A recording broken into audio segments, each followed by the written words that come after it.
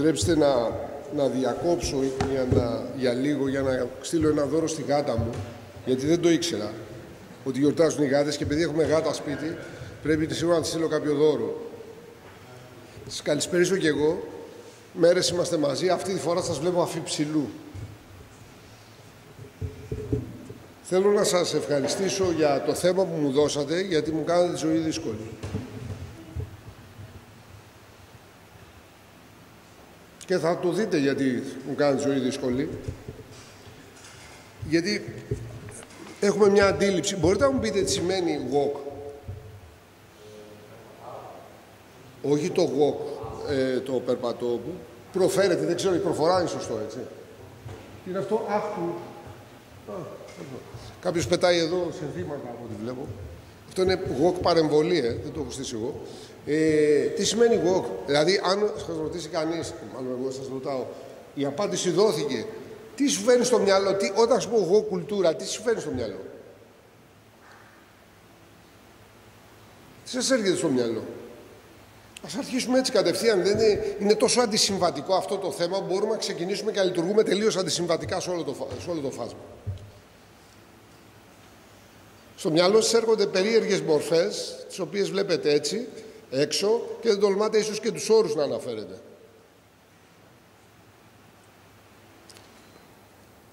Αν αρχίσω και αναλύω έναν τους όρους που υπάγονται μέσα σε αυτό το κομμάτι, μου δώσαν 35-40 λεπτά, δεν χρειαζόμαστε 35-40 ώρες θέλουμε.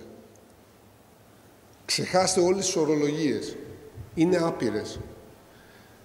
Το συγκεκριμένο κίνημα παράγει συνεχές λεξιλόγιο και παράγει συνεχώς διαφορετικά ποδαράκια, διαφορετικές ομάδες.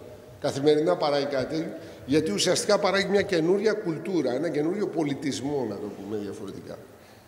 Walk. Το μήνυμα του συνεδρίου ποιο είναι? Αγρυπνώντας.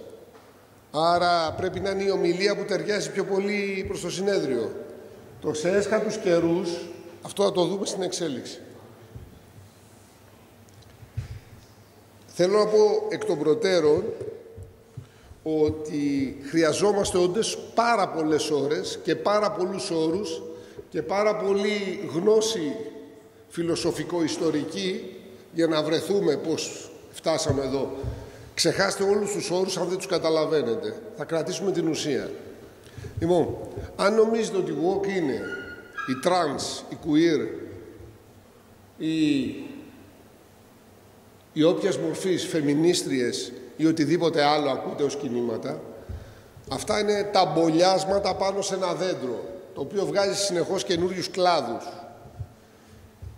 Δεν θα ασχοληθούμε με τα κλαδιά και ούτε θα προβάλλω εικόνες, γιατί δεν έχει και νόημα να προβάλλουμε εικόνες ούτε κείμενα. Το περιβάλλον είναι αρκετά χαοτικό, διότι δεν υπακούει σε λογικούς κανόνες. Γι' αυτό είναι και δύσκολα επεξεργάσιμο. Δεν έχει μέσα του καμία λογική. Θα προσπαθήσουμε όμως να βάλουμε μια τάξη, γιατί πρέπει να μιλήσουμε λογικά μεταξύ μας. Μια σύντομη αναδρομή. Ιστορική αναδρομή. Τι σημαίνει walk λοιπόν? Ο όρος walk σημαίνει, τι είπαμε, σημαίνει ξύπνιος. Κανονικά μεταφράζεται σε επαγρύπνηση, αφυπνισμένος. Δηλαδή κάποιος ο οποίος ξύπνησε. Μια λέξη πολύ κοντά και πολύ όμορφη για τα χριστιανικά δεδομένα. Δεν πρέπει να είμαστε, λέει, άγρυπνοι? Σημαίνει ότι αυτό είναι δάνειο όρος που τον πήρανε και όντως έτσι είναι. Ο όρος walk ανιχνεύεται αρχικά στις θεολογίες της αφύπνισης που προέρχονται από τον αμερικανικό προτεσταντικό πουριτανισμό του 19ου αιώνα. Και ξεκινάμε απευθείας με μια παρένθεση. Τα χριστιανικά κινήματα, όπως βλέπετε, πάντα είναι πρωτοπόρα. Πάντα. Όποιο κίνημα και να δείτε να ξεφυτρώνει. Με τη διαφορά ότι τα παράγωγά τους σφετερίζονται την έννοια και τη στέλνουν τελείως αλλού. Υπήρξε τέτοιο κίνημα. Θέλω να σας πω το εξής.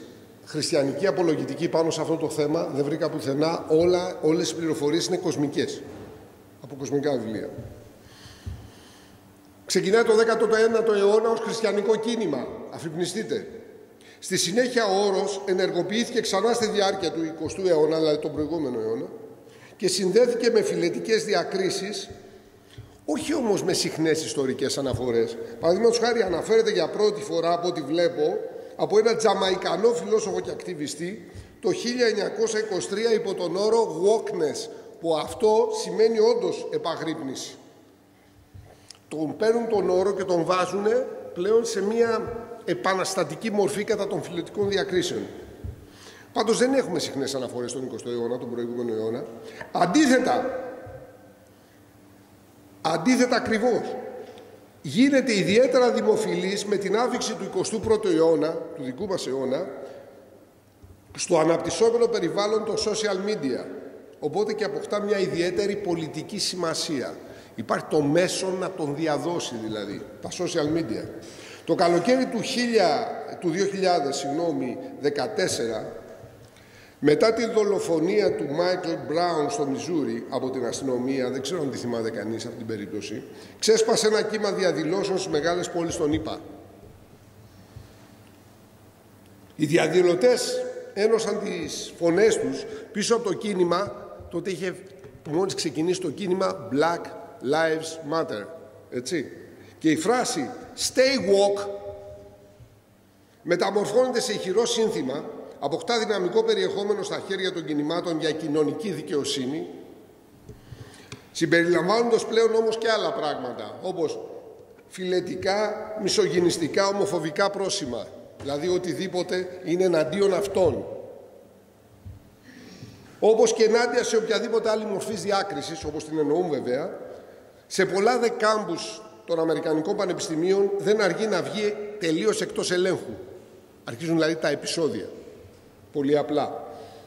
Από το 2016 έως το 2018, το να προσδιορίζεται κάποιος ως woke, είμαι woke δηλαδή, και να προβάλλει την αφύπνισή του στον κόσμο, εξελίχθηκε στην τελευταία τάση της κοινωνικής μόδας. Έγινε μόδα το κίνημα. Σύσσωμος σχεδόν ο ηλεκτρονικός τύπος και τα περιοδικά lifestyle αναρτούν σχετικά άρθρα με τους ελκυστικούς νεαρούς woke celebrities, τώρα έχουμε τέτοιους woke celebrities, ακόμα δεν προβάλλουν και οδηγούς για το σωστό κώδικα woke συμπεριφοράς. Πώς πρέπει να συμπεριφέρεσαι, σύμφωνα με τις αρχές του woke κινήματος. Ο όρος εισέρχεται πλέον επίσημα στη δημόσια σφαίρα, εδραιώνεται, επιπλέον δε και εταιρείες, και αυτό είναι το σημαντικό, επιδεικνύουν πλέον τις αντιρατσιστικές, φεμινιστικές ή και τις queer-friendly απόψεις τους, ώστε να συνδεθούν με το κίνημα. Ουσιαστικά το κίνημα τι έγινε? Μόδα. Αυτό το οποίο είναι ένα στοιχείο το οποίο προσδιορίζει και τον προηγούμενο αιώνα αλλά και τον τωρινό. Παίρνουμε το κίνημα και τις διεκδικήσεις και το κάνουμε μόδα. Εξού και αν είδατε στα πανεπιστήμια τα μεγάλα των ΗΠΑ, είχαν στήσει σκηνές έξω τα πλουσιόπαιδα και φωνάζαν, ας πούμε, υπέρ των Παλαιστινίων. Ήτανε μόδα. Δείχνουμε το αντιπολεμικό μας προφίλ. Το τελευταίο όμως διάστημα παρατηρείται το φαινόμενο το κίνημα να εκδηλώνεται με ιδιαίτερη επιθετικότητα ενάντια στην όποια αμφισβήτησή του. Τώρα προσέξτε, υπάρχει ένα κίνημα, καλώς κακώς υπάρχει ένα κίνημα. Εσύ έχεις μια αντίθετη γνώμη. Τώρα αυτό εκδηλώνεται ιδιαίτερα επιθετικά εναντίον σου. Ιδιαίτερα λοιπόν επιθετικά εναντίον στην όποια αμφισβήτησή του, με αυταρχικότητα και τάσεις υπεροχής. Το να λες εγώ κάνω pride, είτε parade είτε όπως θέλετε, σημαίνει υπερηφάνεια, σημαίνει ότι εγώ υπερέχω. Εγώ μπορώ να είμαι υπερήφανος. Εσύ όχι. Από εκεί και μόνο βγαίνει αυτή η τάση υπεροχής. Με παράγωγό της κουλτούρας woke, την τελευταία κουλτούρα που ποια είναι αυτή η τελευταία κουλτούρα, το παιδί της, την κουλτούρα της ακύρωσης, το cancel culture δηλαδή. Δηλαδή την πεποίθηση ότι είναι φυσιολογικό να εμποδίζεται η έκφραση οποιασδήποτε άποψης μπορεί να προκαλέσει δυσφορία ή διαφωνία. Αν μου μιλάς και μου προκαλείς δυσφορία ή διαφωνείς μαζί μου, τρως πολύ απλά χ, cancel, ακύρωση. Είναι επίσημος όρος. και οι ετερόδοξες απόψεις να τίθεται πλέον, ότι δεν συμφωνεί μαζί μου σημαίνει ετερόδοξη άποψη, να τίθεται πλέον εκτός πλαισίου, πρακτικά να ακυρώνονται. Οτιδήποτε έρχεται εναντίον μου, ακυρώνεται. Και να κατηγορείται πλέον αυτό το κίνημα ότι τίνει, και έχουν δίκιο σε αυτό, προς τον ολοκληρωτισμό. Αυτή είναι η ολοκληρωτική νοοτροπία. Οπότε, όπως είναι φυσιολογικό, άρχισε να διαμορφώνεται και ένα αντι-woke κίνημα. Αυτά εντάχει, πολύ γρήγορα, ως προς την ιστορικότητα. Το ιδεολογικό υπόβαθρο. Ποια είναι η ιδεολογία αυτού του κινήματος? Εδώ είναι τα δύσκολα, θέλει την προσοχή σας. Ίσως θα έπρεπε να υπάρχουν και προαπαιτούμενα. Ιδεολογικό υπόβαθρο. Το βασικό ιδεολογικό υπόβαθρο είναι η ιδέα του ταυτοτισμού. Ταυτοτισμό σημαίνει παίρνω ή σου δίνω ταυτότητα. Προσέξτε τι σημαίνει αυτό. Γιατί εκεί βρίσκεται και όλη η ουσία. Ο γοκισμός βασίζεται στην καταχώρηση των ατόμων σε κοινότητες που ορίζονται από φυσικές ή μη διακρίσεις τις οποίες υφίστανται. Εγώ είμαι διακριτός ως προς εσάς, γιατί είμαι άντρας, είμαι λευκός, είμαι κοντός, ψηλός, χοντρός, αδύνατος, ενώ εσείς είστε κάτι άλλο. Αυτό σημαίνει διάκριση. Γυναίκες λοιπόν, αυτές είναι διακρίσεις. Έγχρωμοι, άσπροι μαύροι δηλαδή, ομοφυλόφιλοι και τρανς, μαύροι, μουσουλμάνοι, παχύσαρκοι, ανάπηροι και άλλα, αυτά είναι διακρίσεις. Οι περισσότερες από αυτές στο σύνολό τους είναι φυσικές διακρίσεις, έτσι γεννήθηκα. Υπάρχουν όμως και διακρίσεις επιλογών. Θέλω να είμαι ομοφυλόφιλος. Αυτό είναι επιλογή. Κατά αυτούς κάθε πράγμα, είτε είναι φυσικό είτε εγώ το έχω επιλέξει, μπαίνει σε ένα κουτάκι, σε μια ομάδα. Δεν προσδιορίζονται οι άνθρωποι πλέον όπως παραδοσιακά και αξιακά γινόταν με βάση την οικουμενική αντίληψη του ατόμου ή σε άτομο διακριτό, διαφορετικό ή σε προσωπικότητα, αυτό εννοούμε, με την ιδιότητα του πολίτη, μέλους της κοινωνίας των πολιτών ή σε πολίτης διακριτός με συγκεκριμένα δικαιώματα του πολίτη ίσα με τους άλλους, η οποία βέβαια αναγνωρίζει την ύπαρξη συλλογικοτήτων, κατηγοριών ή κοινοτήτων ανθρώπων, χωρίς όμως να παρέχει κάποιο δικαίωμα στους ανθρώπους με βάση την ένταξή τους στη συλλογικότητα. Τι σημαίνει αυτό? Πολύ απλά. Ο καθένας μας είναι διακριτός, είναι πολίτης. Έχει δικαιώματα ίσα με τον άλλο. Από εκεί πέρα δεν με εμποδίζει η πολιτεία να δημιουργήσω ένα σύλλογο. Εγώ θέλω να δημιουργήσω το σύλλογο Κριτών, γιατί εδώ μέσα είμαστε 10 Κρήτες. Δεν με εμποδίζει. Όντως είμαι μια κατηγορία. Αλλά ο σύλλογος Κριτών δεν έχει περισσότερα δικαιώματα από οτιδήποτε άλλο, ούτε επιτρέπεται να διεκδικήσει κάτι άλλο. Απλώς εμείς θέλουμε να συνυπάρχουμε για να αναπτύσσουμε μεταξύ μας.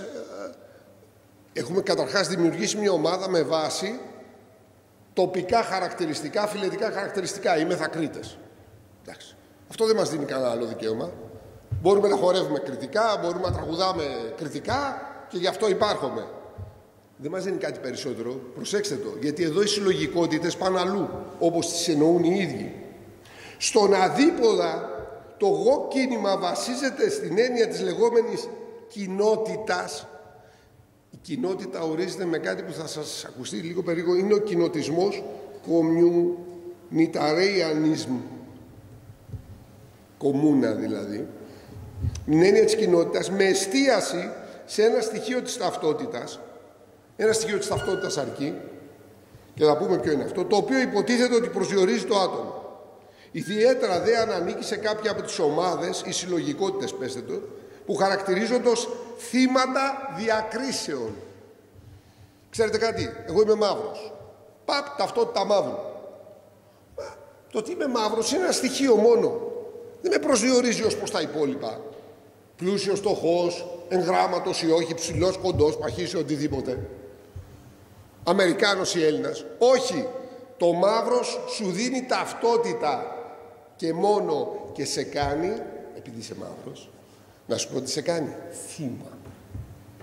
Εδώ μπαίνει σιγά σιγά η έννοια της θυματοποίησης. Σύμφωνα με αυτή την ταυτοτιστική πολιτική, τα άτομα προσδιορίζονται όχι με όρους προσωπικής ιδιαιτερότητας, είσαι ο Μιχάλης, είσαι η Γεωργία, με τα χαρακτηριστικά σου. Όχι.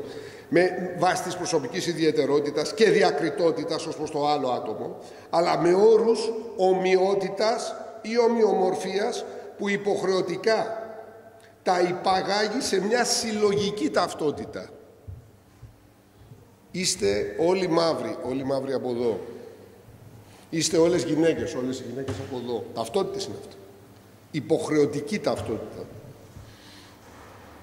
Στη λογική του ταυτοτισμού θεωρείται αυτονόητα τα άτομα να φυλακίζονται διαπαντός σε ταυτοτικές κατηγορίες. Εδώ βρίσκεται και η ουσία. Προσέξτε το σιγά σιγά, παρακολουθήστε το παρακαλώ. Σε ταυτοτικές κατηγορίες, δηλαδή να αποκτούν ουσία τα άτομα ως ανήκοντα σε ένα φύλο, το φύ με ύψιλον, έτσι, άνδρας γυναίκα, σε μια φυλή, σε μια θρησκεία, σε ένα σεξουαλικό προσανατολισμό. Πάρε ταυτότητα ή σου δίνω ταυτότητα. Περιχαρακωμένο στην ταυτότητα και μάλιστα στον εγκλισμό σε καθεστώς θύματος, η λέξη θύμα, σας παρακαλώ, είναι μερικές λέξεις κλειδιά.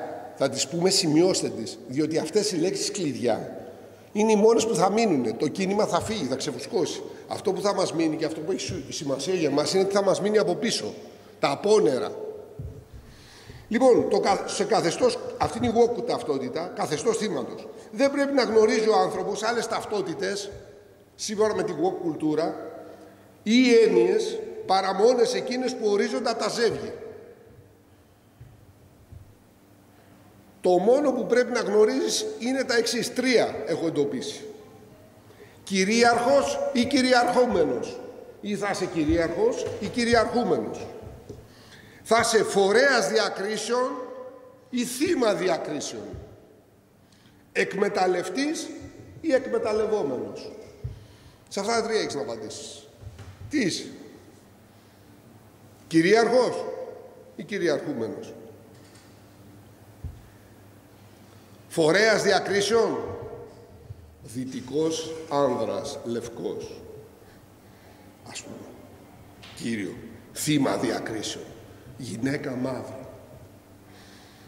Εκμεταλλευτής ή εκμεταλλευόμενος, απικιοκράτης ή απικιοκρατούμενος. Η συστηματική ενοχοποίηση των μεν τρέφει τη συστηματική θυματοποίηση των δε. Και μάλιστα, και αυτό είναι πολύ σημαντικό, όχι με κάτι που πράττουν οι άνθρωποι, οι ένοχοι εντός εισαγωγικών, αλλά για αυτό που είναι. Αυτό λέω να το καταλάβουμε. Είσαι εσύ εκεί. Τι είσαι, αγόρι μου? Λευκός, άνδρας, δυτικός. Ανήκεις στους κυρίαρχους, στους φορείς διακρίσεων, στους εκμεταλλευτές. Τελείωσε. Εσείς τι είστε από εκεί? Είμαι γυναίκα μαύρη. Α, ωραία. Εσείς ανήκετε στην κατηγορία κυριαρχούμενη, θύμα διακρίσεων, εκμεταλλευόμενη. Κατευθείαν. Πας με το πακετάκι μαζί. Να ξέρετε ότι ο βασικός ένοχος για όλα είναι, να είσαι η χειρότερη κατηγορία πλέον, λευκός άνδρας, δυτικός, ιδιαίτερα δε χριστιανός, πας κατευθείαν για την κοιλωτίνα. Αν είσαι μαύρη, γυναίκα, ομοφυλόφιλη, είσαι η καλύτερη κατηγορία. Δεν προσδιορίζεσαι για αυτό που πράττεις, γιατί όντως μπορείς να είσαι άνθρωπος εκμεταλλευτής εσύ. Ακόμα και αν είσαι μαύρος, λευκός ή οτιδήποτε. Ή οτιδήποτε άλλο. Προσδιορίζεσαι για αυτό που είσαι. Αυτό που είσαι σε προσδιορίζει και τελείωσε. Τελεία και παύλα. Το να είσαι λευκός, παραδείγματος χάρη, συνιστά αυτομάτως ένα προνόμιο, ακόμα και αν είσαι φτωχός και άνεργος. Είσαι λευκός και είσαι φτωχός και άνεργος. Για κλάματα δηλαδή. Και δίπλα σου είναι ένας μαύρος, ο οποίος είναι πλούσιος και γραμματισμένος. Δεν έχει σημασία, ο λευκός που δημιουργεί τις διακρίσεις. Αφού είσαι λοιπόν λευκός, είσαι φταίχτης. Με αυτή τη συλλογιστική από εκεί και πέρα είναι εύκολη διολίσθηση προς την ταυτότητα του θύματος. Όλοι οι άλλοι προσδιορίζονται ως θύματα. Εξάλλου είναι πολύ εύκολο και όλοι θέλουν να είναι θύματα. Το γεγονός ότι θεωρείσαι και θεωρείς τον εαυτό σου θύμα, ο ψυχισμός σου πάει πολύ εύκολα προς τα εκεί. Δεν πιστεύω κανείς να πιστεύει ότι είναι και του αρέσει. Εγώ είμαι κυρίαρχος, εκμεταλλευτής και φορέας διακρίσεων. Έχετε δει κανένα να το πει αυτό? Περισσότεροι τι λένε? Εγώ είμαι θύμα. Και ό,τι φαντάζονται. Άρα ψυχολογικά σε στέλνει. Και άρα η ταυτότητά σου τίνει προς το θύμα. Τώρα, γεγονός ότι θεωρείσαι και θεωρείς τον εαυτό σου θύμα καταλήγει να διεκδικείται ως μια ταυτότητα καθεαυτή. Δηλαδή, η ταυτότητα του θύματος. Θεμελιωμένη στο αίσθημα του ηθικού τραύματος. Να μια λέξη επίσης που αξίζει να σημειώσετε. Ηθικό τραύμα. Τι σημαίνει αυτό? Προσφυλή στο γοκισμό η ιδέα είναι αυτή. Του βιώματος και της ευαισθησίας. Παρατηρήθηκε το εξής φαινόμενο στα αμερικάνικα πανεπιστήμια. Γράφει ο άλλος μια διατριβή. Πώς γράφεις τη διατριβή σε ένα πανεπιστημιακό χώρο? Ξεκινάς από ένα αξίωμα, προχωρείς επαγωγικά τη σκέψη σου και φτάνεις σε ένα αποτέλεσμα τελικό. Οι καινούργιες διατριβές είναι γεμάτες από βιώματα και ευαισθησίες. Τι έχω βιώσει και οι ευαισθησίες μου πώς εκδηλώνονται. Ιδιαίτερα δε της προστασίας των πληγωμένων ευαισθησιών. Η λέξη κλειδιά εδώ είναι βίωμα και ευαισθησία.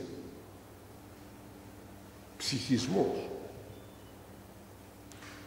Ούτε λογική, ούτε ιδέες.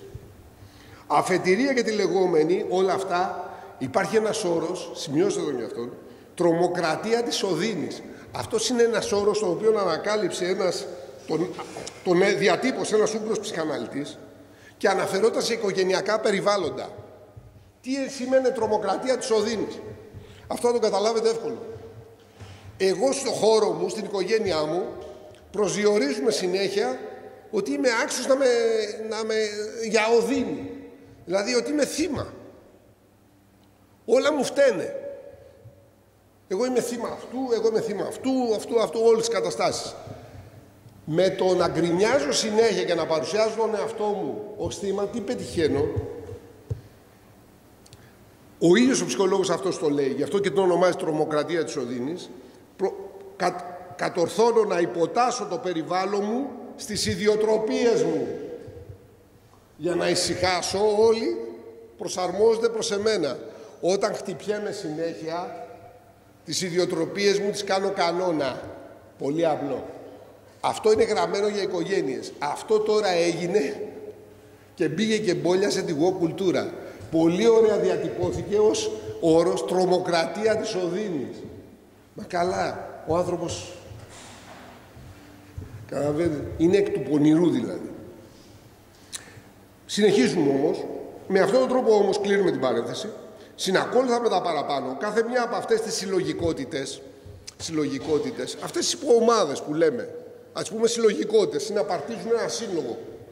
Τις συλλογικότητες, για να υπάρξει, αυτοπροσδιορίζεται ενάντια σε κάτι ή κάποιον. Δεν μπορείς να λες ότι εγώ είμαι θύμα αν δεν υπάρχει θήτης. Δεν μπορείς εγώ να λες ότι εγώ είμαι καταπιεσμένος αν δεν υπάρχει ένας καταπιεστής. Άρα πρέπει αναγκαστικά να υπάρχει αυτός. Και αν δεν υπάρχει πρέπει να τον γεννήσουμε, έτσι. Ενάντια στον εχθρό εντός εισαγωγικών που αρνείται να τα αναγνωρίσει αυτή την ομάδα ή να της φερθεί με αξιοπρέπεια, αλλά και ενάντια στους ανταγωνιστές της στον αγώνα για αναγνώριση. Στον αγώνα που δίνει αυτή η ομάδα έχουν βγει και άλλες ομάδες και αυτές οι ομάδες αρχίζουν και αλληλοσυγκρούονται και μεταξύ τους. Έτσι φτάσαμε να έχουμε μαύρους εναντίον λευκών, γυναίκες εναντίον ανδρών, ομοφυλόφιλους εναντίον ετερόφιλων, αλλά και μαύρες φεμινίστριες εναντίον λευκών φεμινιστριών. Αρχίζουν και οι υποδιαιρέσεις συγκρούονται. Δηλαδή έχουμε μια συνεχή σαλαμοποίηση του κοινωνικού συνόλου. Σαλαμοποιείται, παίρνει μια ταυτότητα, συγκρούεται με κάτι άλλο. Εκ των υστέρων και το ίδιο κόβεται στη μέση παίρνει ταυτότητα και συγκρούεται με κάτι άλλο. Γίνεται μια συνεχής αλυσίδα. Συναφώς απομακρυνόμαστε πλέον από την οικουμενικότητα. Θυμηθείτε, η έννοια οικουμενικότητα ήταν σύνθημα παλιά. Δηλαδή, να δημιουργήσουμε ένα παγκόσμιο κοινό περιβάλλον. Φεύγουμε από αυτή την έννοια της οικουμενικότητας, η οποία θέτει σε προτεραιότητα το γενικό συμφέρον που ενώνει τους ανθρώπους, απέναντι στην ακραία διεκδίκηση ατομικών δικαιωμάτων. Ακραία, γιατί υπάρχουν και σωστές διεκδικήσεις, έτσι μην φτάσουμε στο άλλο άκρο. Ακραία διεκδίκηση ατομικών δικαιωμάτων, αλλά ακόμα και σε κοινωνιστικά ή συντεχνικά αιτήματα που διχάζουν.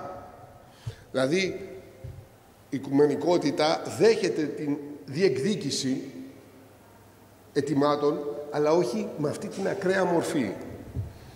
Ως προς αυτό και γι' αυτό ο γοκισμός συνιστά μια τροχοπέδη στην ελευθερία. Γιατί το σύνολο το κοινωνικό το κάνει κομμάτια, ομάδες οι οποίες μεταξύ τους αλληλοσυγκρούονται. Μια μορφή ολοκληρωτισμού, μπορούμε να το πούμε αυτό, που ασκείται όχι βεβαίως από μια κρατική εξουσία, αν και έχει μπει και αυτή για τα καλά στο παιχνίδι, η κρατική εξουσία, βλέπετε ότι θεσμοθετεί τώρα, αλλά από ισχυρές ακτιβιστικές δυνάμεις.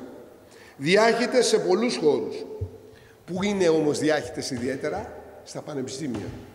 Ιδιαίτερα στους πανεπιστημιακούς, όπου ανθεί αυτή η ακτιβιστική νοοτροπία, επικυρώνοντας σε μια νέα γενιά φοιτητών, αλλά ακόμη και σε διδάσκοντες ή και ερευνητές, την ιδέα ότι η μοναδική αποστολή του πανεπιστημίου δεν θα μπορούσε να είναι άλλη από το να συνοδεύει, να τεκμηριώνει και να αποδεικνύει επιστημονικά εντός εισαγωγικών τους αγώνες ενάντια σε κάθε μορφής καταπίεσης ή διακρίσεων. Αυτός είναι ο ρόλος του πανεπιστημίου. Στρέφεται αλλού το πανεπιστήμιο. Ο στόχος. Από επιστήμη που υπηρετείται αφιερωμένη στη γνώση. Αυτός είναι και ο προφανής σκοπός. Στην ανάλυση, στην περιγραφή, στην κατανόηση, στην ερμηνεία του κόσμου, ιδιαίτερα η κοινωνιολογία, αυτός ο κλάδος ιδιαίτερα υποφέρει, η κοινωνιολογία τείνει να μεταβληθεί σε άθλημα πολεμικών τεχνών. Πώς θα συγκρουστείς δηλαδή? Θα σου πω πώς θα συγκρουστείς.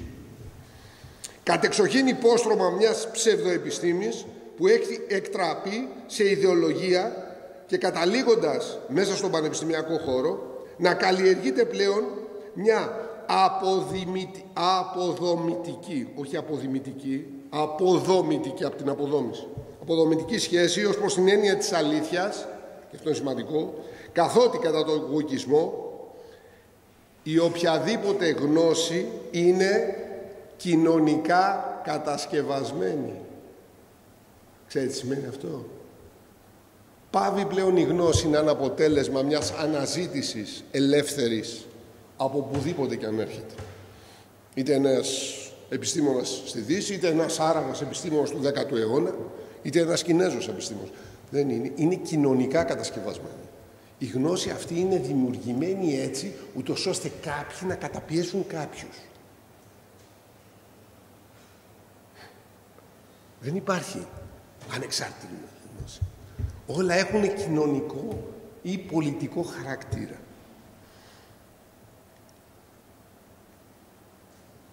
Οπότε δεν θα ήταν καθόλου δύσκολο, έτσι όπως είναι η γνώση, ούτε καν δυσάρεστο, να την αποδομήσουμε. Να αποδομήσουμε τη γνώση. Αυτή είναι μια λέξη κλειδί, σημειώστε την. Αποδόμηση. Είναι κεντρικός στόχος. Βέβαια, προπομπή αυτής της ιδέας, υπήρξαν κάποιοι Γάλλοι, έχουν βάλει το χεράκι τους δεκαετίες του 60 και του 70, φιλόσοφοι, οι οποίοι μιλήσαν τότε για αποδόμηση του λόγου, αποδόμηση των εξουσιών, αποδόμηση της έννοιας της αλήθειας. Γι' αυτό και όλα αυτά τα αποδομητικά έχουν βγάλει οι Αμερικάνοι ένα γελιογραφικό όρο, το θεωρούν French theory. Είναι η γαλλική θεωρία, γιατί τα έχουν εισπράξει από αυτά. Τα έχουν πάρει, τα έχουν επεξεργαστεί και τώρα τα εξάγουν πάλι στην Ευρώπη. Η έννοια της αποδόμησης όχι της κοινωνίας μόνο, της γνώσης και της αλήθειας. Και φυσικά με παράλληλη και ουσιαστική αδιαφορία για την ιστορική πραγματικότητα. Δεν υπάρχει ιστορική πραγματικότητα. Είναι επίπλαστη, είναι φτιαχτή. Αλλά και τη αδιαφορία για τη βιολογική πραγματικότητα. Ξέρεις τι σημαίνει γεννήθηκα άντρας?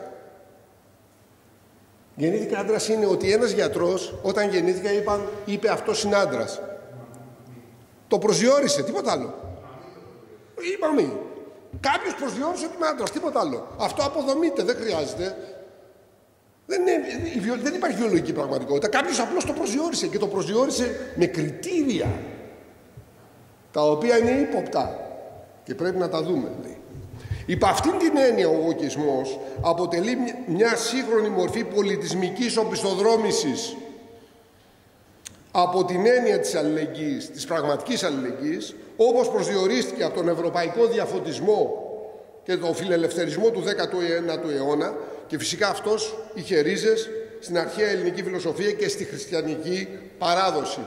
Η Ευρώπη που το παρήγαγε την έννοια της πραγματικής αλληλεγγύης πήρε στοιχεία, γιατί έτσι διαμορφώθηκε η Ευρώπη, από την ελληνική φιλοσοφία, το ρωμαϊκό δίκαιο και την χριστιανική έννοια της αγάπης. Όπως τέλος πάντων τα παραποίησε, παρόλα αυτά έτσι ήταν μπολιασμένοι. Αυτό είναι μια ιστορική πραγματικότητα. Προσομοιάζει δε όλο αυτό με την μηχανική άποψη αλληλεγγύης, προσέξτε τον όρο μηχανική, θα το εξηγήσουμε, των ολοκληρωτικών καθεστώτων του 20ου αιώνα. Τον 20ο αιώνα εμφανίστηκε για πρώτη φορά η έννοια ολοκληρωτισμός. Με δύο μορφές. Φασισμός, ναζισμός, κομμουνισμός. Αυτός είναι ο ολοκληρωτισμός. Εκεί μέσα υπάρχει αλληλεγγύη. Και αλληλεγγύη όλων των ανθρώπων. Εκεί και αν υπάρχει ταυτοτισμός, η ταυτοτική αλληλεγγύη. Στον μεν φασισμό ναζισμό υπό την έννοια της φυλής.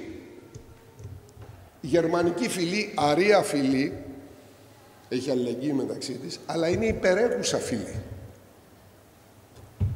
Στον δε κομμουνισμό υπό την έννοια της κοινωνικής τάξης, το προλεταριάτο, απόλυτη αλληλεγγύη, εκτός του προλεταριάτου, εχθροί όλοι οι άλλοι.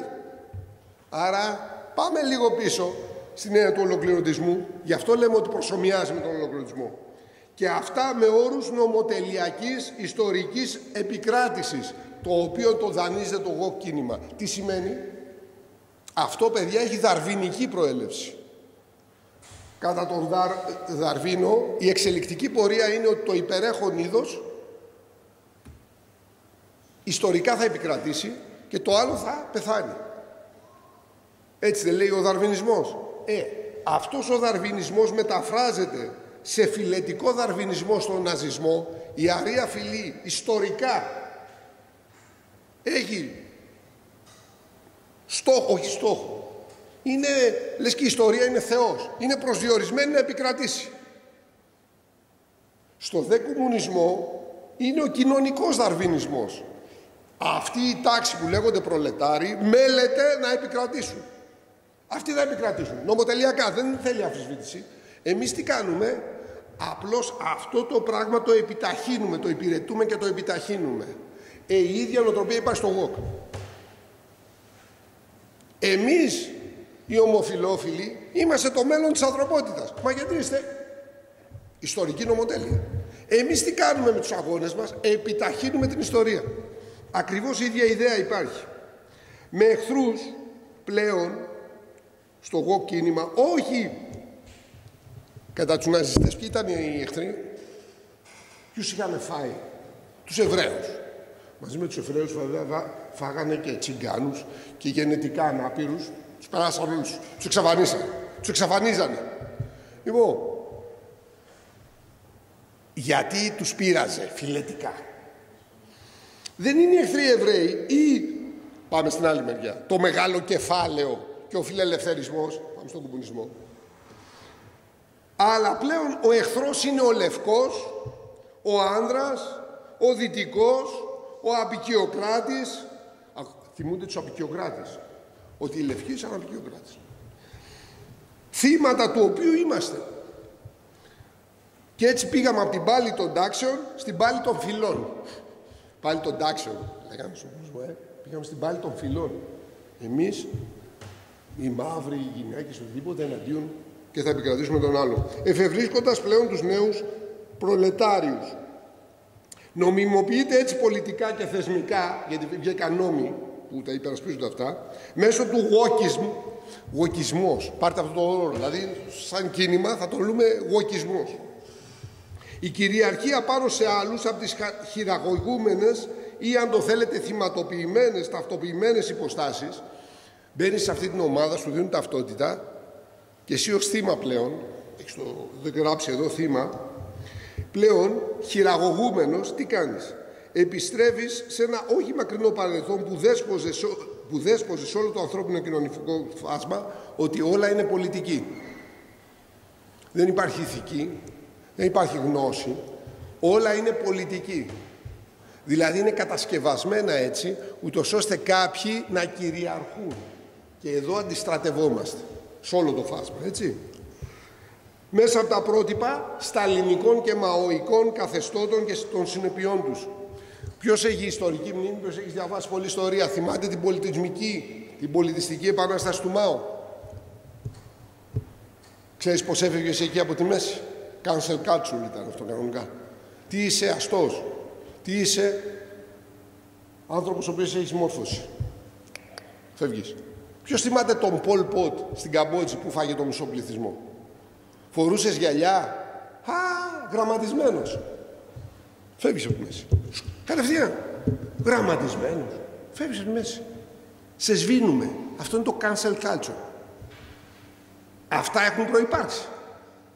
Αλλά θέλει λίγο ιστορική μνήμη. Γι' αυτό λέμε ότι το εγώ κίνημα ουσιαστικά τίνει στον ολοκληρωτισμό. Όλα δηλαδή συμβαίνουν ή μπορεί να συμβαίνουν κάτω από το βλέμμα της συλλογικότητας, την εποπτεία της και τον έλεγχό της, όπως ήταν το κόμμα τότε. Γι' αυτό βλέπετε αυτή την καταπίεση αυτών των ομάδων.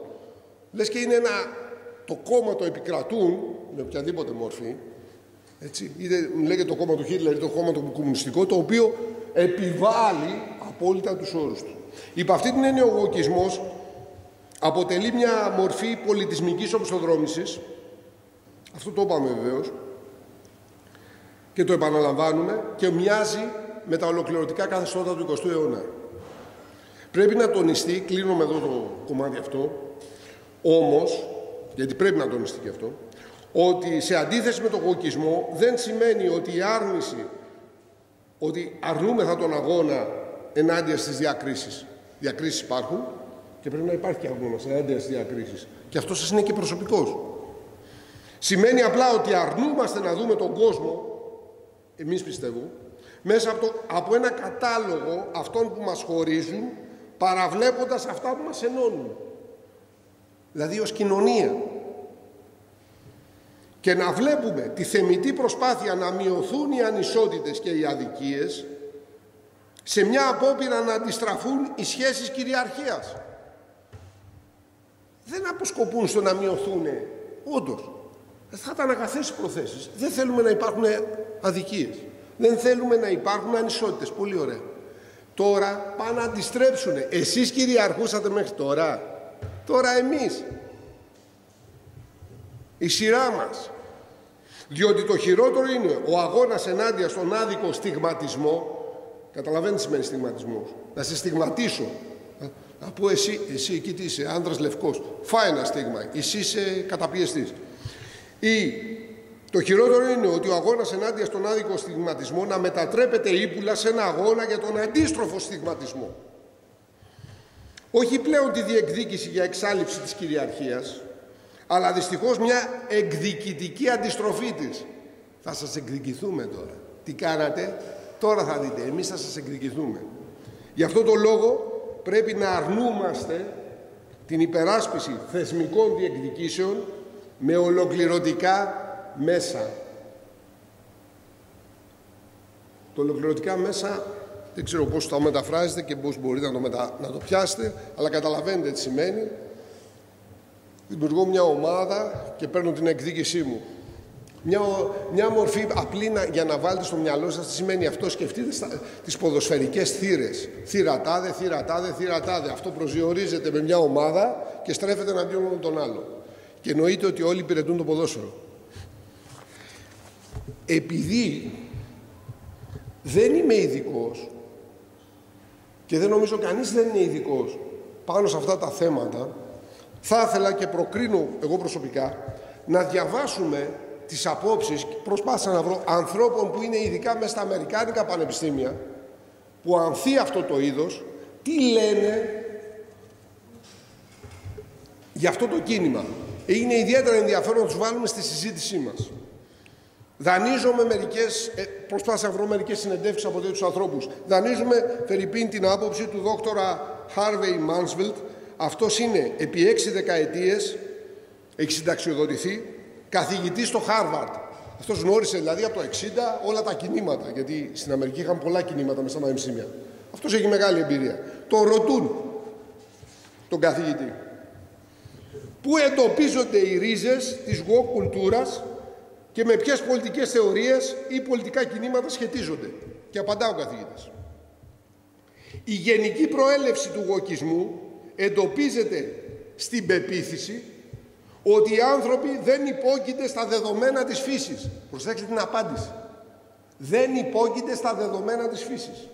Είναι στο χέρι μας να φτιάξουμε τη δική μας ζωή χωρίς να καθοδηγούμαστε από φυσικούς σκοπούς ή τάσεις. Δεν είναι κανείς χριστιανός, δεν ξέρω αν είναι χριστιανός. Συνεχίζει. Όταν είσαι woke, χάνεις από τα μάτια σου τα πράγματα που σου έχουν δοθεί από τη φύση ή το Θεό.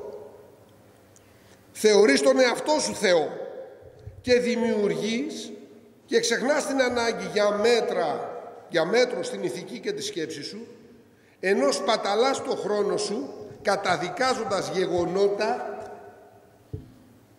του παρελθόντος και αδυνατώντας να τιμήσεις σπουδαία ιστορικά πρόσωπα με τα οποία δεν συμφωνείς εσύ απολύτως. Ρίχνεις και μια ακύρωση σε μεγάλες μορφές της ιστορίας πίσω. Ακύρωση και στην ιστορία. Την έννοια της συμπερίληψης την ξέρετε, τρέχει. Είναι μέσα στη woke κουλτούρα. Σημαίνει συμπεριλαμβάνω, δηλαδή μην αφήσουμε κανέναν έξω, να τους συμπεριλάβουμε όλους. Τι λέει γι' αυτό ο καθηγητής? Η συμπερίληψη είναι ένα δημοκρατικό αίτημα να ενσωματωθούν όλοι.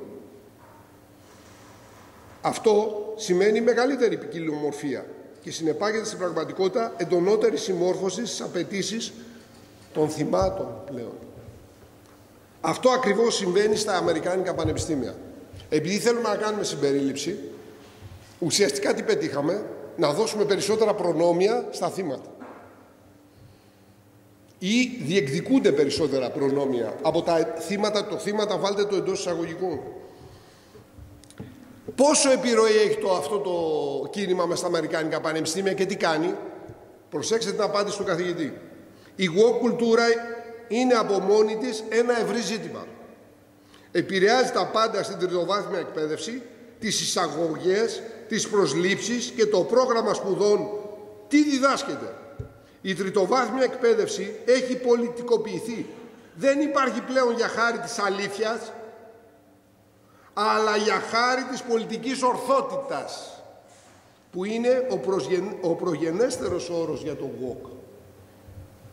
Εμείς ακόμα είμαστε στην εποχή της πολιτικής ορθότητας εδώ στην Ελλάδα. Αυτό είναι το πολιτικός ορθό.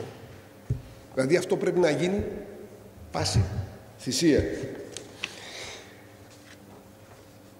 Θα δανειστώ τη γνώμη ενός άλλου, ενός Σλοβαίνου, ο οποίος είναι και στην Αμερική, φιλόσοφος εκεί στα αμερικάνικα πανεπιστήμια. Το όνομά του είναι Σλαβόι Ζίζεκ, ο οποίος λέει το εξής, σε σχέση με αυτό την κουλτούρα cancel, κουτρός, ή τη λογοκρισία. Ο τρόπος που παλεύουν για αυτά τα δικαιώματα βιώνεται ως μόνιμη λογοκρισία. Αυτοί αγωνίζονται και σου ρίχνουν λογοκρισία σε όλα τις δικές σου απόψεις. Χαρακτηριστικό είναι ότι τα κριτήρια του κινήματος δεν είναι καν ξεκάθαρα εκ των προτέρων. Δεν ξέρεις με τι έχεις να κάνεις. Αυτό λέμε, είναι χαοτικά. Κάνεις κάτι και ξαφνικά ακυρώνεσαι. Και είναι πολύ δύσκολο ακόμα και να υπερασπιστείς τον εαυτό σου, γιατί χωρίς να το καταλάβεις βρίσκεσαι εκτός. Χωρίς να προλάβεις να πεις λέξεις, έχουν πετάξει έξω. Προσέξτε τον κίνδυνο.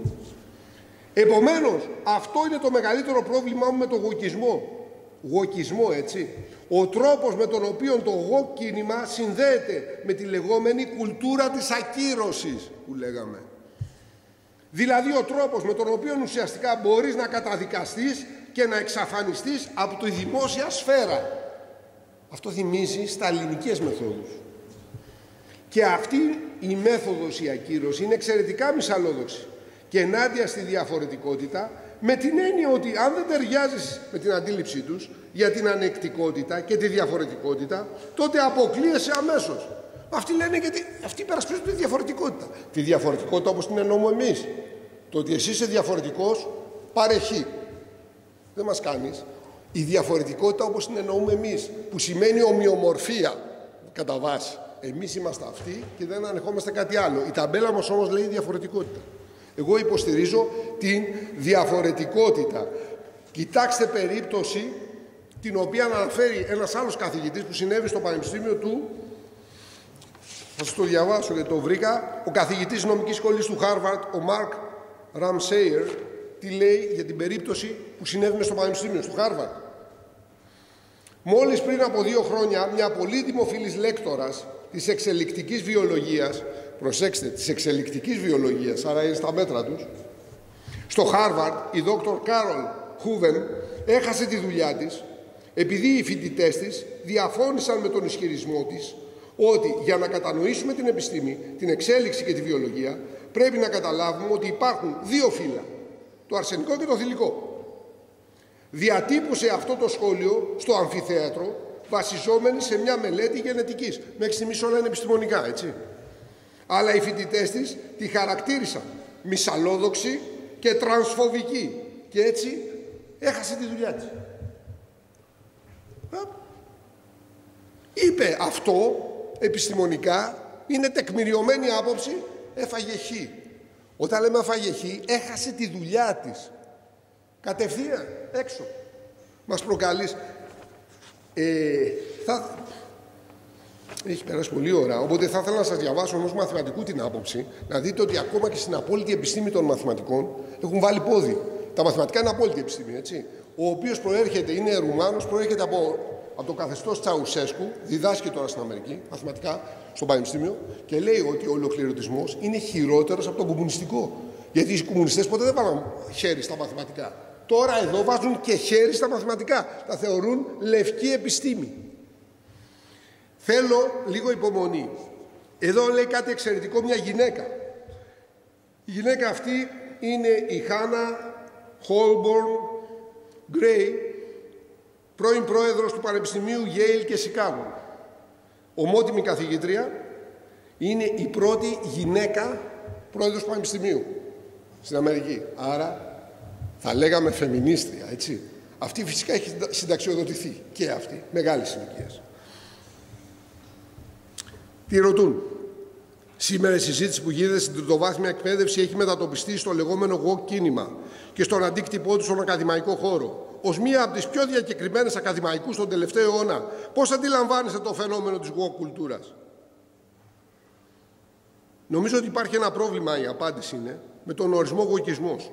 Κάποτε σήμαινε ουσιαστικά πολιτική ορθότητα στον ακαδημαϊκό χώρο. Στη συνέχεια ήρθε να συνυφανθεί με τις προσδοκίες των φοιτητών να βρουν προστασία από κάθε πιθανή δυσφορία. Γράφτε για αυτή τη λέξη. Δυσφορία. Που μπορεί να προκύψει από το διάβασμά τους ή σε διάφορες ομιλίες που παρακολουθούν στην Πανεπιστημιούπολη. Τι είναι αυτό? Μιλάει κάποιος και λέει μου προκαλείς δυσφορία. Φάχει. Γιατί μου προκαλείς δυσφορία. Δεν σε ανέχομαι. Τώρα γιατί δεν σε ανέχομαι, βλέπετε όλα είναι συναισθήματα, έτσι. Και λέει πιο κάτω, ο γοκισμός με την παραπάνω έννοια είναι αντιδιανοητικό κίνημα, το οποίο θεωρεί ότι κατά κάποιο τρόπο η διαδικασία της εκπαίδευσης αλλά και αυτή της διανοητικής ζωής πρέπει να είναι βολική. Γράψτε και αυτό τον όρο. Βολική, να βολεύει. Και να μην διαταράσει τις ιδέες, τις απόψεις ή τις προκαταλήψεις κάποιου ή να τον κάνει με οποιονδήποτε τρόπο να αισθάνεται άβολα. Πάλι συναισθημάτα. Μη σε κάνει να αισθάνεσαι άβολα. Πρέπει να είναι όλα βολικά. Συνεχίζει. Εγώ βέβαια πάντα διατείνομαι ότι η εκπαίδευση δεν έχει στόχο της να κάνει να νιώσετε βολικά. Ο σκοπός της εκπαίδευσης δεν είναι να σε κάνουν να νιώσεις βολικά. Λογικό αυτό. Έχει σκοπό να σας κάνει να σκεφτείτε. Λέει το αυτονόητο γυναίκα. Έτσι νομίζω ότι το πραγματικό νόημα της ακαδημαϊκής ζωής είναι να κατανοήσει κανείς τις καλύτερες δυνατές μορφές γνώσης που μπορεί να κατακτήσει και στην πορεία του αυτή να εξαλείψει την εξάρτησή του από το βόλεμα. Προσέξτε πώς ορίζει τη πνευματική ζωή. Θαυμάσια απόψη. Σταμάτα να βολεύεσαι και μάθε να σκέφτεσαι. Αυτό λέει η γυναίκα. Διότι αυτή μπορεί να είναι μια πολύ άβολη διαδικασία. Το να μένεις στο βόλεμα τελικά δεν είναι βόλεμα. Είναι άβολη διαδικασία.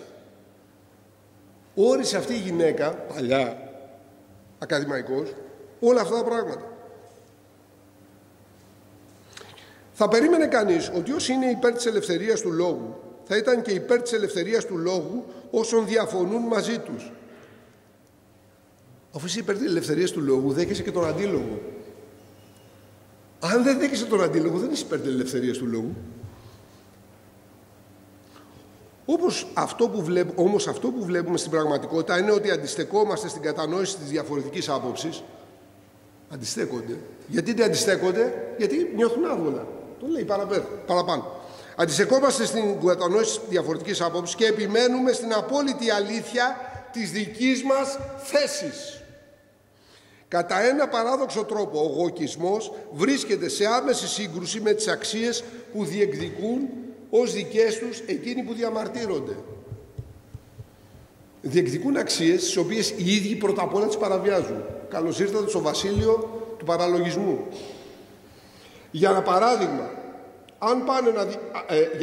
αν πάνε και διακόψουν μια ομιλία, αυτό σημαίνει συχνά στο πανεπιστήμιο, πάνε και διακόψουν μια ομιλία, λένε ότι απλώς ασκούν το δικαίωμα της ελευθερίας έκφρασης. Ασκούν το δικό τους δικαίωμα για την ελευθερία της έκφρασης και ταυτόχρονα προσπαθούν να καταστήλουν την ελευθερία έκφρασης κάποιου άλλου. Ελευθερία έκφρασης για μας, μόνο για μας, όπως την εννοούμε εμείς. Όλοι οι άλλοι,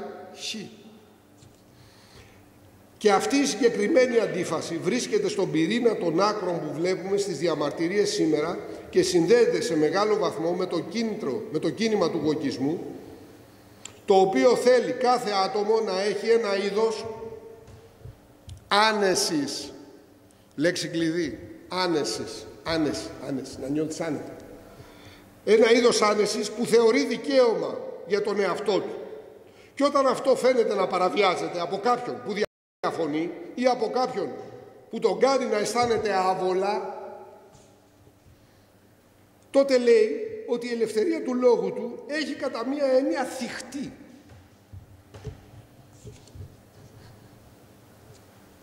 Αντιλαμβάνεστε πώς μπερδεύονται οι έννοιες.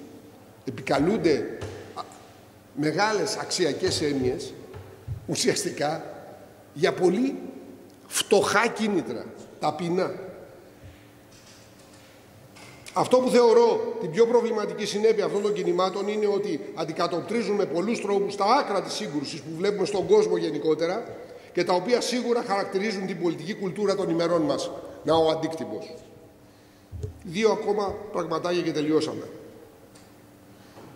Όταν πρόκειται για αυτούς, για τον γοκισμό, για διαφωνία, ή όταν πρόκειται να κατανοήσει, δεν μπορούν να κατανοήσουν, ότι ο σκοπός ενός πανεπιστημίου δεν είναι να το καταστήσει αυτό το πανεπιστήμιο όργανο κοινωνικού σκοπού, αυτό θέλουν, να το κάνουν όργανο κοινωνικού σκοπού, όχι γνώσης, κοινωνικής μεταρρύθμισης ή αλλαγής, αλλά να επιτρέψει στα μέλη μιας κοινότητας της πανεπιστημιακής κοινότητας, όσοι φοιτούν στο πανεπιστήμιο, να αναζητήσουν τους στόχους της κατανόησης, και της διανοητικής ακεραιότητας με τη μεγαλύτερη δυνατή ελευθερία. Αυτό σημαίνει ελευθερία έκφραση στο πανεπιστήμιο και το πανεπιστημιακό άσυλο. Ότι σου επιτρέπω να σκέφτεσαι και να παράγεις ερευνητικό έργο έξω και ανεξάρτητα από οποιαδήποτε πίεση. Οποιασδήποτε ομάδας και οποιασδήποτε πολιτικής κουλτούρας. Αυτό δεν συμβαίνει και το ξέρετε καλά και δεν συμβαίνει και στα ελληνικά πανεπιστήμια. Νομίζω ότι σας έδωσα όσο μπορούσαμε σε ένα πολύ ευρύ φάσμα κάτι από τον γοκισμό. Κανονικά πρέπει να συζητάμε και του χρόνου. Αυτό είναι εξελισσόμενο. Οι περισσότεροι προβλέπουν ότι αυτό το κίνημα θα ξεφουσκώσει. Γιατί θα ξεφουσκώσει? Γιατί έχει φτάσει στα άκρα. Είναι πολύ ακραίοι αυτό που του υπηρετούν. Οπότε τι κάνουν? Δημιουργούν αντίδραση. Τι μας νοιάζει? Το ερώτημα είναι, εμάς τι μας νοιάζει ο γοκισμός? Μας νοιάζει? Αν μέναμε εδώ και ήταν το Σούνιο μοναστήρι, δεν θα μας ένοιαζε. Θα μέναμε εδώ, θα βγαίναμε να ψωνίσουμε και τίποτα άλλο. Ζούμε στην κοινωνία.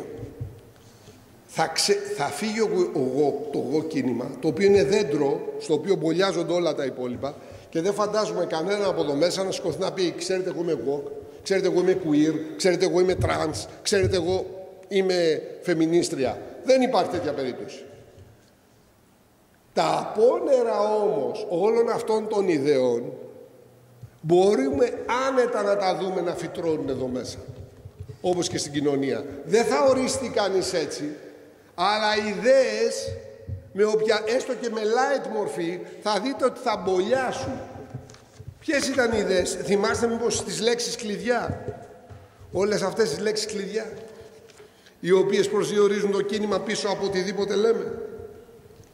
Όλες οι λέξεις αυτές, να τις δούμε λιγάκι πριν δούμε και τα... Ήτανε βίωμα, ευαισθησία, ιδιαίτερα δε πληγωμένη ευαισθησία, θύμα, ωραίοι όροι, όντως έτσι νιώθω, λέει ο καθένας. Αλλά κρατήστε 3 όρους που προσδιορίζουν το εγώ κίνημα, οι οποίοι είναι συνθήματα: αποδόμηση, αποκαθήλωση, ακύρωση. Τα 3 α. Αποδομήστε, αποκαθυλώστε, δηλαδή γκρεμίστε, ακυρώστε. Γκρεμίστε τα όλα. Ως εκ τούτου είναι μηδενιστικό κίνημα. Ξέρετε ότι δεν προτείνει τίποτα. Δεν λέει γκρεμίστε και θα φτιάξουμε αυτό. Μόνο γκρεμίστε. Γιατί όταν αποδομείς, όταν ακυρώνεις, όταν καταστρέφεις, πρέπει να μας πεις τι θα φέρεις. Να σας κλέψω 2 λεπτά να πούμε και κάτι από τη βίβλο. Για να πούμε και κάτι από τη βίβλο. Πριν περάσουμε και σε 1-2 ερωτήματα. Θέλω να δανειστώ τα λόγια του Ισαΐα. Το κίνημα αυτό είναι αφύπνιση. Καταλάβατε ότι είναι βαθύς ύπνος? Είναι βαθύς ύπνος. Ισαΐας 21ο κεφάλαιο, 9-10 τα εδάφια, 9 και 10 εδάφια. Μιλάει για την τύφλωση του λαού. Τύφλωση του λαού. Όχι ξύπνη, τυφλωμένη όπως αυτή. Σταθείτε και θαυμάστε, λέει ο Κύριος. Σταθείτε και θαυμάστε. Το λαό του έχει μπροστά, μας τον δείχνει. Αναβοήστε και ανακράξτε. Αυτοί μεθούν, αλλά όχι από κρασί. Τι σας θυμίζει αυτό? Κυκλοφορούν σαν μεθυσμένοι, αλλά δεν έχουν πιει κρασί. Με τις ιδέες τους, με τα παράξενά τους, έχουν τρελαθεί οι άνθρωποι. Μεθούν, αλλά όχι από κρασί. Παραφέρονται, αλλά όχι από σίκερα. Επειδή ο Κύριος ξέχυσε πάνω τους πνεύμα από βαθύ ύπνο. Ο Κύριος είναι ο αδόκιμος νους. Ο αδόκιμος νους. Πνεύμα από βαθύ ύπνο. Σαν μεθυσμένοι κυκλοφορούν χωρίς να έχουν πιει κρασί. Και έκλεισε τα μάτια σας. Περισκέπασε τους προφήτες και τους άρχοντές σας. Αυτούς που βλέπουν οράσεις. Και δεν υπάρχει άνθρωπος να σας ανοίξει τα μάτια. Να σας πει ένα λόγο σωστό. Δεν είναι. Μόνο βαθύς ύπνος. Αυτό είναι το αντίστοιχο εγώ. Αν θέλετε να το αντιστοιχίσουμε με τη Βαβυλώνα, θα πάμε στον προφήτη Ιερεμία 51-57. Θα μεθύσω, για τη Βαβυλώνα τώρα, δεν λέει για το λαό του, εδώ είναι η Βαβυλώνα, που ξέρουμε τι σημαίνει η Βαβυλώνα, το σύστημα. Θα μεθύσω τους ηγεμόνες της και τους σοφούς της, τους στρατηγούς της και τους άρχοντές της και τους δυνατούς της και θα κοιμηθούν αιώνιο ύπνο. Αιώνιος ύπνος σημαίνει δεν θα ξυπνήσουν ποτέ. Θα φτάσουν μέχρι τέλους κοιμισμένοι. Αυτός είναι εσχατολογικό. Μέχρι τέλους θα φτάσουν κοιμισμένοι. Δεν θα ξυπνήσουν, λέει ο βασιλιάς. Ο βασιλιάς είναι με β' κεφαλαίο. Και το όνομά του είναι Κύριος των δυνάμεων. Σας το λέω, αυτοί δεν θα ξυπνήσουν ποτέ. Προειδοποίηση για ένα σύστημα όπου όλοι αυτοί που χτυπιούνται είναι σαν μεθυσμένοι, αλλά είναι κοιμισμένοι. Το αντίθετο συμβαίνει με τον πιστό. Ρωμαίος 13:11. Αυτό είναι η συμπεριφορά του ανθρώπου, ιδιαίτερα αυτούς που είναι ασθενείς στην πίστη. Γνωρίζοντας τον καιρό ότι είναι ήδη ώρα να εγερθούμε από τον ύπνο. Να το. Αυτή είναι η πραγματική έγερση. Να εγερθούμε πραγματικά από τον ύπνο, επειδή η σωτηρία βρίσκεται σε εμάς πλησιέστερα παρά όταν πιστέψαμε. Αφού είναι πλησιέστερα, πλησιάζουμε τους έσχατους καιρούς. Ποιοι είναι οι ξύπνοι αυτής της εποχής? Και είναι η απάντηση στα ερωτήματα, γιατί έχουμε και ερωτήματα εδώ. Ποιοι είναι οι ξύπνοι αυτής της εποχής? Η πραγματική πιστή. Αυτή είναι η ξύπνη. Τι είναι η γουοκουλτούρα, λέει το πρώτο ερώτημα, και ποιες είναι οι παγίδες της? Τις είπαμε. Να ψωνίσουμε από εκεί μέσα. Αυτή είναι η παγίδα της. Πώς θα πείσω τους ανθρώπους ότι η Αγία Γραφή είναι επιστημονική και δεν είμαι οπισθοδρομικός, που τη διαβάζω όλα πραγματικά εγώ? Ποιος σου είπε ότι είναι επιστημονικός? Ποιος σου βάλε αυτή την ταμπέλα? Βλέπετε ότι τους κολλήσαν μια ταμπέλα τους επιστημονικός? Είσαι ο πιο προοδευτικός. Να αφήσουν τις ταμπέλες και να τους πεις: εγώ είμαι ο πιο προοδευτικός, εσύ είσαι ο πιστοδρομικός. Που μας γυρίζεις πίσω στην πρωτόγονη μορφή των ανθρώπων, που κυριαρχούν τα ένστικτα και όχι ο νους. Αυτό είναι το κίνημα. Όλα είναι βιώματα, ένστικτα και αισθήματα.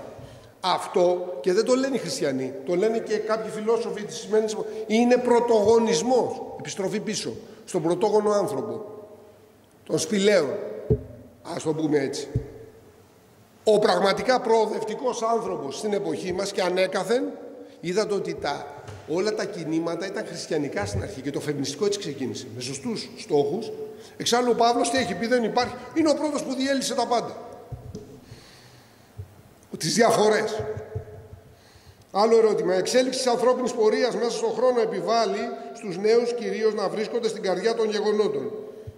Μπορούμε να το συμφωνήσουμε. Να είμαστε στην καρδιά των γεγονότων. Πώς θα είμαστε ακτιβιστές, θα είμαστε, δεν ξέρω. Πόσο πιστοδρομικοί, να το πιστοδρομικοί πάλι. Θα θεωρηθούμε αν αντικρούσουμε, τι αντικρούσουμε, ευθέως τη woke ατζέντα, πάλι το σύνδρομο. Μα αυτό είναι κόμπλεξ. Σου κόλλησε την ταμπέλα του πιστοδρομικός και εσύ το δέχεσαι. Δεν το δέχεσαι. Εσύ είσαι ο πιστοδρομικός. Ανταπάντηση. Ξέρω πολύ καλά τι είμαι και ξέρω πολύ καλά τι είσαι. Αν εσύ μου κουλάς μια ταμπέλα, την ταμπέλα εγώ θα τη βάλω στον εαυτό μου, δεν μου τη βάλεις εσύ. Υπάρχει σοβαρός κίνδυνος να φυλακιστούμε ακόμα και αν εκφραστούμε κατά της woke ατζέντας, εφόσον έχει ψηφιστεί σχετικός νόμος. Ποια είναι η θέση μας αυτό? Εννοείς εναντίον των ομοφυλόφιλων, αν εκφραστείς? Κοιτάξτε, εδώ χρειάζεται μια σχετική ευφυΐα. Δεν πας να γιουχάρεις ένα ομοφυλόφιλο. Καταρχάς αυτό είναι επικός αγένεια, έτσι εννοείται. Δεν πας να τον γιουχάρεις. Το να τον αντικρούσεις με τον σωστό τρόπο, φυσικά. Το να κινδυνεύεις με φυλάκιση είναι φυσικό. Όπως βλέπεις, ας τη φυλάκιση. Όπως βλέπεις, εκφράζεις μια επιστημονική άποψη και χάνεις τη δουλειά σου. Χάνεις τη δουλειά σου, όπως είσαι, έφυγες. Αυτός υπάρχει ο κίνδυνος. Εκφράζεις η άποψή σου είναι άποψή σου και θα μείνεις στην άποψή σου. Απλώς θα είσαι σωστός στην έκφρασή της, όχι επιθετικός. Αυτή είναι επιθετική. Εκφράζουν οργή απαρχής. Το μόνο που εκφράζουν είναι οργή. Δεν έχουν επιχειρήματα εξάλλου. Αν αρχίσεις να τους πας με τα επιχειρήματα, τους έχεις αποδομήσει, αλλά δεν έχουν επιχειρήματα. Μόνο οργή έχουν. Είναι σωστό να συμμορφωνόμαστε με τους νόμους του κράτους που αντιτίθεται στο Θεό? Τώρα αυτό τι ερώτημα είναι? Κοιτάξτε, μην βάζουμε ύπουλα ερωτήματα. Φυσικά, πρώτα συμμορφούμεθα με το Θεό και μετά με το κράτος. Αλλά πίσω από αυτές τις ερωτήσεις πολλές φορές βρίσκονται δικές μας εμπονές. Έτσι, αυτό χρειάζεται λιγάκι προσοχή. Εννοείται. Και ο άνθρωπος του Θεού είναι σοφός άνθρωπος. έτσι κι αλλιώς με το κράτος προσπαθεί να έχει τη μικρότερη δυνατή συσχέτιση. Δεν μπαίνει σε καταστάσεις εξουσίας, παιχνίδια και τέτοια. Έτσι, δεν μπαίνει και δεν πρέπει να μπει. Δεν ξέρω, δεν πειράζει να καθυστερήσει το φαΐ. Έτσι κι αλλιώς φάγαμε αρκετό χρόνο στην αρχή. Είμαι σίγουρος ότι θα είναι γεμάτο ερωτήσεις το θέμα. Ειλικρινά, αν θέλετε, το βράδυ μπορούμε να συζητήσουμε και οποιοδήποτε βράδυ, εδώ είμαστε. Ίσα ίσα ακουμπήσαμε κάτι που δεν το ξέρουμε και συνεχώς εξελίσσεται. Είναι βέβαιο, το ξαναλέω, ότι αυτό θα ξεφουσκίσει. Πολλά μεγάλα κινήματα αντίστοιχης μορφής του παρελθόντος ξεφούσκησε, αλλά δεν ξέρουμε τι θα αφήσει.